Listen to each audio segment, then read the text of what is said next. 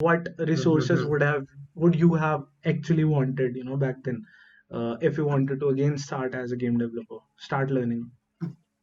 So like I know, like there are courses available in Udemy and like for game development, like there are a lot many courses, Hmm. but like that there isn't any proper platform wherein like you have somebody mentoring you, like Hmm.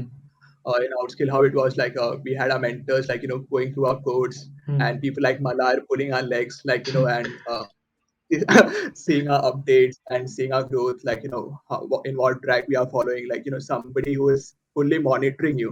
Hmm. So like that thing I found in Outscale, like you cannot find those things in the recorded lectures in other platforms like Udemy and uh, Yeah, yeah.